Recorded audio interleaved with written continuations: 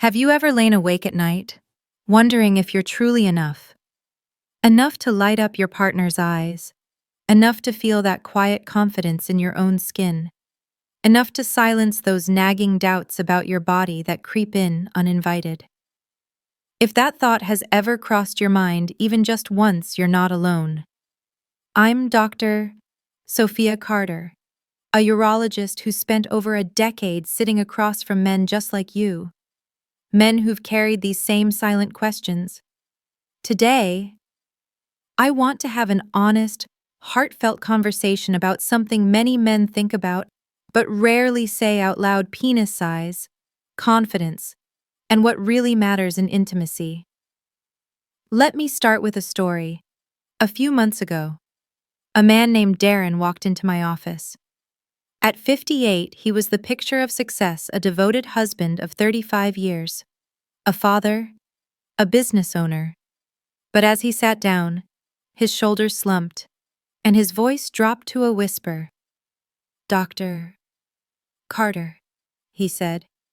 "I read online that the average size is over 6 inches. I've never measured that much. I'm terrified I've been letting my wife down all these years, and she's just too kind to say it." My heart ached for Darren. His story wasn't new to me. It's one I hear again and again in my practice. Men, young and old, are wrestling with a gap between what they believe is normal and what actually is. And that gap is stealing their confidence, their joy, and sometimes even their connection with the people they love most. Here's the truth. Backed by years of medical research and thousands of patient conversations, the average erect penis length is just over 5 inches. Not 6, not 7, not 8, 5. When I shared this with Darren, I watched his face soften, like a weight had been lifted. But then he asked the question that cuts to the core of what we're talking about today. "But Dr. Carter, what do women actually want? What do they need to be satisfied?" That question sent me diving into the science, and what I found was both surprising and deeply reassuring. Let's unpack it together, step by step, so you can walk away feeling lighter, more confident, and ready to focus on what truly matters. The myth that's holding you back. Society has sold men a myth that size is the key to satisfaction, that bigger is always better, that your worth as a partner hinges on a number. But the research tells a different story. In one of the most comprehensive studies ever conducted, researchers took a unique approach to understanding women's preferences. Instead of relying on memory or imagination, they created life-sized 3D models that women could hold and examine. When asked to choose their ideal size for a long-term partner, the average woman picked 6.3 inches. That's slightly above average. Sure, but here's the kicker: 20% of women didn't even bother choosing a size. For 1 in 5 women, it simply wasn't a priority. And when researchers asked about real-life satisfaction, 85% of women said they were happy with their partner's size, regardless of whether it was 5, 6, or 7 inches. Now, compare that to men. Only 55% of men in the same study said they were satisfied with their own bodies. That's a 30% gap.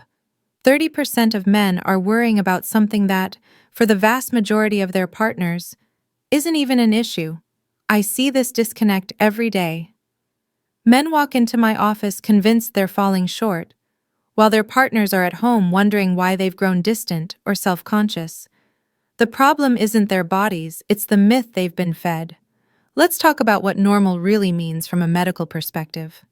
As a urologist, I've examined thousands of men, and I can tell you the range of normal is far wider than you might think.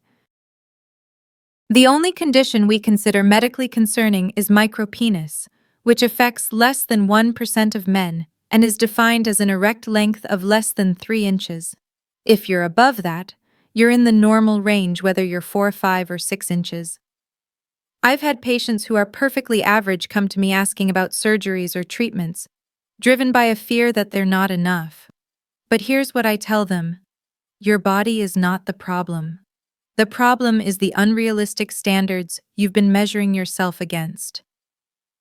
What women really want. So, if size isn't the golden ticket, what is? After years of talking to couples, I can tell you the answer is simpler than you might expect: connection. Women consistently tell researchers that emotional intimacy, feeling desired, and having a partner who listens to their needs are far more important than any physical measurement. In one study, women ranked communication, affection, and mutual pleasure as the top factors in satisfying intimate relationships. Size.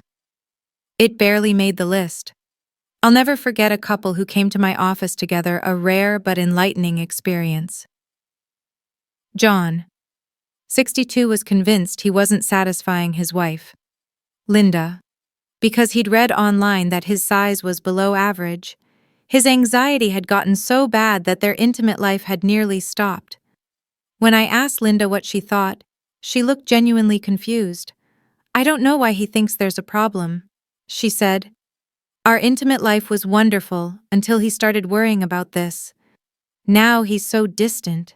I feel like I'm losing him." John's fixation on size had blinded him to what Linda really wanted: his presence, his attention, his love.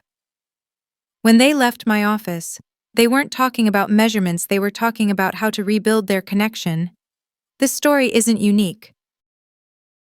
Time and again, women tell me that what matters most is feeling valued and heard. And men, when they shift their focus from performance to partnership, often find that their confidence soars and their relationships deepen. 3 keys to confidence and connection. So how do you move past the myths and build the kind of confidence that transforms your relationships? Here are 3 powerful truths I've learned from my patients and the science, woven into practical steps you can start today. 1. Communicate like a partner, not a performer. Intimacy isn't a solo act, it's a dance between 2 people. The most satisfied couples I see are the ones who talk openly about their desires, fears, and needs. This doesn't mean having one awkward conversation and calling it done. It's about creating a habit of checking in. Try this next time you're with your partner. Ask a simple question like, "What makes you feel most connected to me?" or "Is there something you'd love for us to try together?" These questions aren't just about intimacy, they're about building trust. In my practice, I've seen couples transform their relationships simply by making space for honest, kind conversations. Within a few weeks of regular check-ins, many report feeling closer than they have in years. Have you ever tried asking your partner what makes them feel loved? If you haven't, why not start today? Share your thoughts in the comments below. I'd love to hear how it goes. Take care of your whole health. Your confidence and intimate life are deeply tied to your overall health. Exercise, a balanced diet, stress management, and good sleep don't just keep your body strong, they boost your energy, mood, and stamina. One patient. Michael, 55. Came to me feeling sluggish and insecure about his intimate life. We didn't talk about size, we talked about his lifestyle. He started walking 30 minutes a day, cut back on processed foods, and prioritized sleep. Within a month, he told me he felt like a new man, not because his body had changed dramatically, but because he had more energy and confidence to show up for his partner. Small changes, like swapping a sugary breakfast for oatmeal with fruit or taking a daily walk, can make a big difference. After just 2 weeks, you might notice sharper focus, better mood, and a spark you thought you'd lost. 3. Focus on giving, not performing. Here's a secret that the most satisfied couples know: when you focus on your partner's pleasure, your own worries start to fade. Instead of stressing about how you measure up, pay attention to what makes your partner feel cherished. Maybe it's a lingering touch, a kind word, or simply being fully present.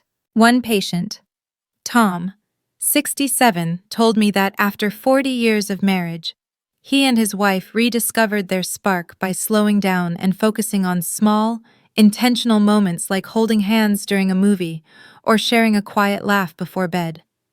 These moments built a deeper connection than any physical attribute ever could. Try this next time you're with your partner. Focus entirely on their experience. Notice their reactions. Ask what feels good, and let go of your own self-consciousness. You'll be amazed at how much closer you feel. Aging, intimacy, and wisdom. If you're in your 50s, 60s, or beyond, you might be noticing changes in your body's slower responses, shifting hormones, or less stamina. These are normal, and they don't have to mean less satisfaction. In fact, some of my happiest patients are older couples who've learned that intimacy is about quality, not quantity. They've traded the pressure of performance for the joy of connection. One couple, both in their 70s, told me their intimate life became richer after they let go of society's unrealistic standards and focused on what brought them joy together, whether it was a shared hobby, a heartfelt conversation, or a quiet moment of closeness. As we age, intimacy evolves into something deeper. It's less about chasing a fantasy and more about cherishing the person you love. The men who adapt best are those who embrace this shift, who see their wisdom and experience as strengths. They know that real intimacy, the kind that sustains a marriage for decades, comes from showing up with love, not measuring up to a myth. When to seek help. Sometimes, confidence and connection need a little extra support. If you're noticing physical changes like difficulty with erections, decreased sensation, or discomfort during intimacy, talk to a doctor. Many of these issues have simple treatments, from lifestyle changes to medications, that can make a big difference. I've had patients regain their confidence after addressing something as straightforward as low testosterone or poor sleep. If anxiety about your body or performance is affecting your relationship, consider talking to a counselor who specializes in intimacy. Couples counseling can be a game changer, helping you and your partner communicate more openly and rebuild trust. Seeking help isn't a sign of weakness, it's a sign you care enough to invest in your happiness.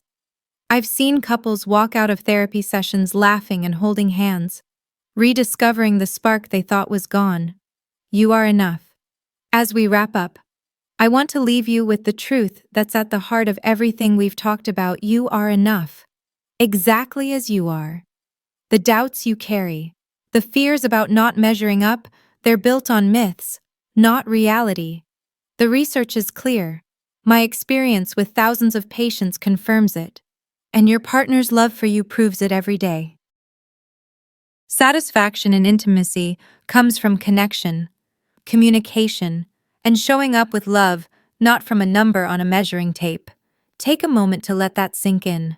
You don't need to change your body to be a better partner.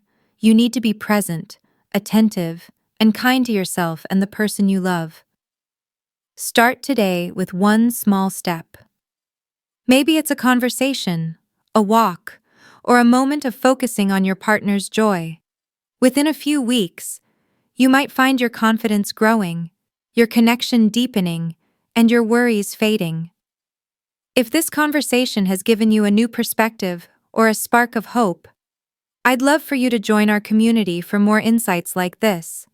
Subscribe for weekly health tips that will help you live with more confidence, joy, and connection. You're not alone in this journey, and you're already equipped with everything you need to thrive. Until next time, take care of yourself. You're valued, you matter, and you are enough.